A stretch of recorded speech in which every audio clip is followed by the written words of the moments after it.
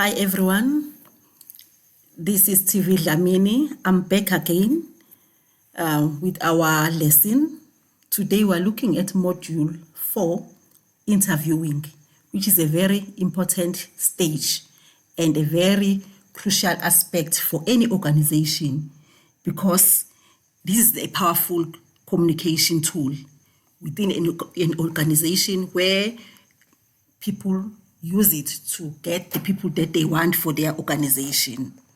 Now, I want you to bear in mind everything that we discussed in our previous lesson when we were talking about the communication, we were talking about self-image. But now we are looking at the organization trying to have a process so that they can be able to identify suitable candidates for the vacant position that they have in their organization. So we look at the interview. What is it basically? So it is a well-planned, pre-planned process because it has to be structured, and it's an oral interaction between two individuals, that is an interviewer and an interviewee. Or in other cases, there's just one person, an interviewee, and a panel of interviewers where there will be an exchange of communication. There will be information, exchange of information, ideas within a limited time given. Now I have a graph here which is different from the book that you use, which is they say it in plain English, your communication and management communication. But I got this graph because it's clear and it illustrates how the process of information flows. And when we talk of the process of communication, it is one and the same thing when we are doing interviews. Firstly, on the other hand, we have the person who is a sender. And this person who is a sender is an interviewer. And what the person is going to do is to encode the message, develop an idea, and then the message will be transmitted to the receiver. And the receiver, on the other hand, is our interviewee.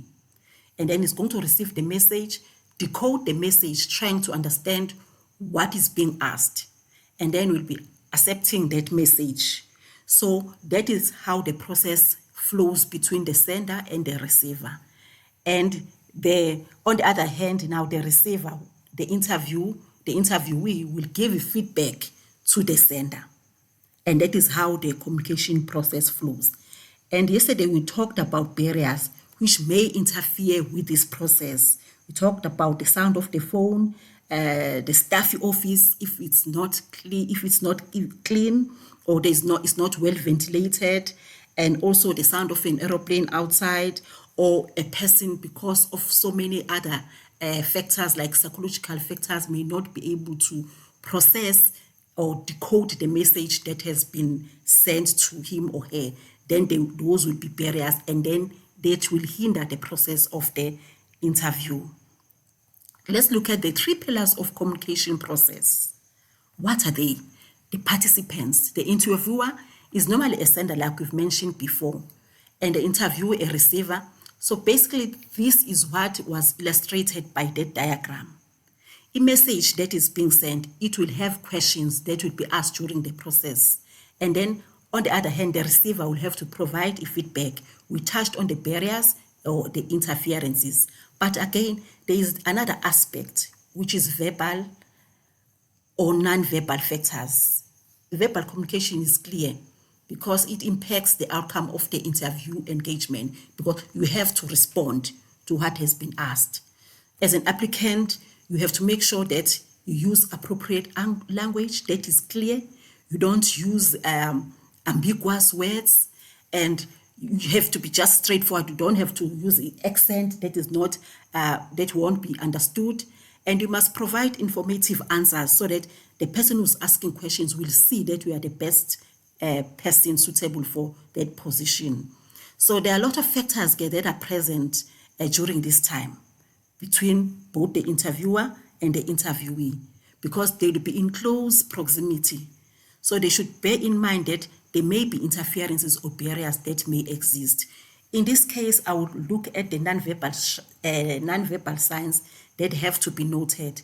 For instance, if the interviewee is uncomfortable by using a body language, then the interviewer must bear in mind and be observant to see that there might be a non-verbal communication that is being communicated.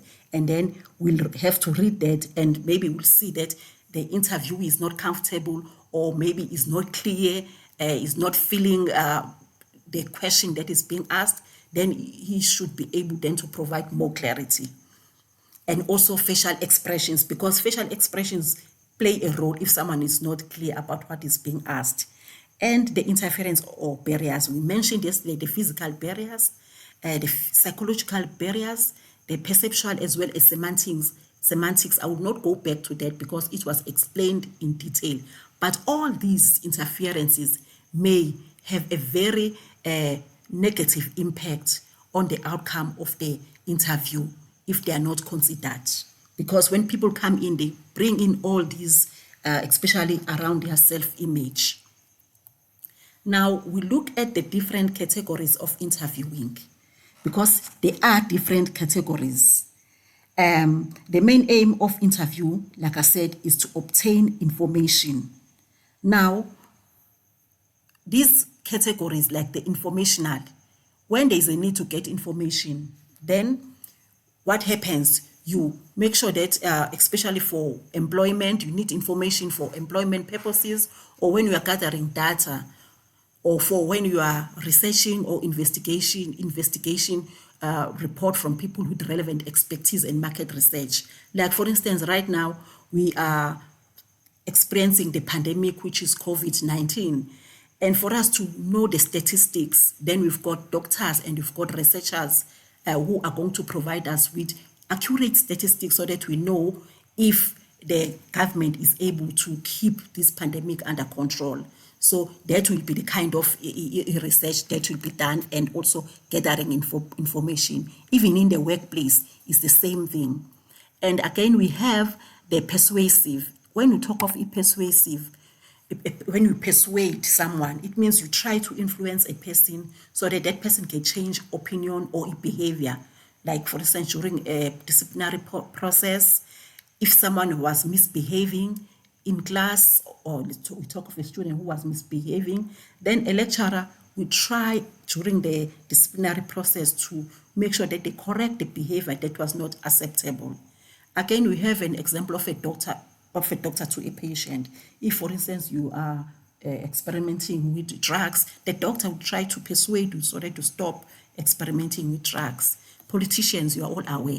We've seen them during the campaigning period. They come to our houses. They try to persuade us to vote for their political parties. Then we do so if we are influenced by them. Then there is also a combination of the information as well as the persuasive.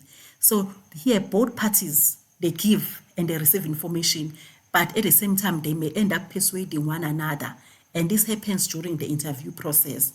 Then the interview may be persuasive, like for instance, using nonverbal communication, like a posture, like well-groomed, confident, even if is showing confidence. So here, a person who is interviewing will be looking at this nonverbal communication and would say, this person is presenting a poor a good self-image, is well-groomed, even the posture, the confidence, and how the person articulates himself or herself. And that non-verbal communication then will be able to persuade the person who's conducting the interview. Looking at the employment interviews, in general, the purpose is to make sure that you get information that is required for the intention of the interviewer. Like we said, when you need someone who will be filling a vacant position. But now looking at the specific aim of an employment interview is to make sure that you get the best candidate, because you don't just want to get someone who's taking chances. So there is a need to have adequate information so that you will know at the end of the day that you made the right decision when you appoint this person. Like you have to go through the CV, the CV written in the CV. There is enough written information there, and you have to ask relevant questions that would be probing, where you'll be able to ascertain if this person is the right candidate, and as well as a skills test, because sometimes there are positions that require a person to have certain skills so that they are better able to perform those duties, like being able to use computers. A person has to be computer literate. Then we also have to look now at the roles and responsibilities of the interviewer in the organization. Before the interview, because you represent the company, you must make sure that you are well groomed. You are the face of the company. Be ready before the appointed time and stick to your schedule. Make sure that you arrange everything that will be required for the interview. Have clear aims and objectives. What is it that you need? What kind of person that you want for that position? Make sure that you study all the available details of the candidate, and you must take notes and plan your questions well in advance so that you are able to get the right information that you need. And when you have the candidate, provide clear instructions so that the candidate will understand what is required. For instance, you can also make sure that the candidates know where the venue is, or the place where the interview process will be taking place if they'll be traveling. And at the reception area, make sure that the person who's coming for an interview is welcomed nicely, it feels at ease, and is able to relax and be ready for the interview. And make sure you avoid disruptions, which we discussed before. The room is clean, it's comfortable, it's well ventilated. There is no disturbance of cell phones that will be ringing all the time and disrupt the process. We continue with the employment interviews, and what are the roles of the interviewer? Then these are stages during the interview. You must create a rapport with the applicant by making the applicant to feel at ease. You explain how the interview will take place, and you make sure that you ask clear and well-prepared questions. And also you must allow the applicant to ask questions. Listen carefully, take notes, don't make quick judgments, and also provide clear steps. For instance, what is going to be happening from this stage. If you're going to have session 1, once it's concluded, then we'll move to the next session, for instance, for practical aspect of the interview. Be clear so that everyone understands what's going to take place. Then after the interview, the interviewer, then you have to stand up, you thank the candidate for attending the interview. In most cases, a lot of people do that. Then you see the person to the door, by also shake hands. Make sure that you keep a record of the proceedings so that you'll be able to have the accurate assessment, which will be factual as well as objective. So the typical questions that are asked during the interview, you'll find them in your book in more detail. Here I've just written the open, which require just one-word answers. And then you will have, when I'm saying they require only one-word answer, closed, like for instance, they'll be asking you, did you find the place easily enough? Then we have to say yes. Then we have closed question, the closed, specific, reflective, as well as hypothetical. You'll get the definition of all these questions on page 58 in your book. And hints to the applicant. So it is exactly the same thing.